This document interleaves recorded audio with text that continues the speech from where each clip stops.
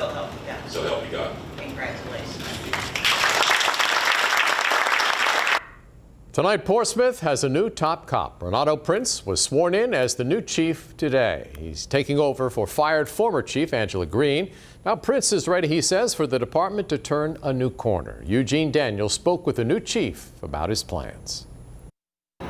Portsmouth's newest police chief acknowledged the challenges that face the city and the department today, but he says it's time to move forward.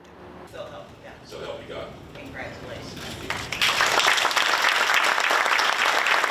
Chief Renato Prince is now the leader of the Portsmouth Police Department. Prince joined the force in 2018 as the assistant chief after more than 20 years of service in North Carolina. I think I'm up to the challenge, me along with my staff and the officers I have.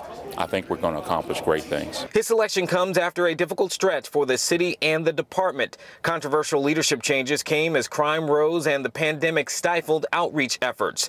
Portsmouth PD faces an officer shortage. Currently, the department is down about 80 police officers. Prince says police can't solve crime alone. And it's not just a police problem. It's a community problem.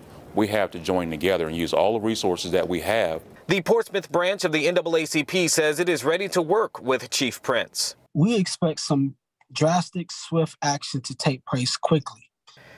It's calling for several changes, including looking at policies regarding use of force and supporting an independent civilian review board with subpoena power. It also wants to make sure black officers have fair opportunities for leadership. Prince says he wants to give youth and offenders other options. He has a vision of partnering with schools, wanting people to be able to complete their education and have better opportunities. In Portsmouth, Eugene Daniel, 13 News Now. Prince is stepping in after a year of drama in Portsmouth. So how did we get here? Well, it started when a protest over the Confederate monument last summer resulted in a man getting seriously injured. Former police chief Angela Green charged several people in connection to the protest, including Portsmouth's former vice mayor Lisa Lucas Burke.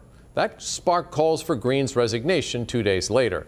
She was then put on administrative leave. In November, she was fired and the city named Scott Burke as interim police chief, and Green filed a $15 million lawsuit against the city.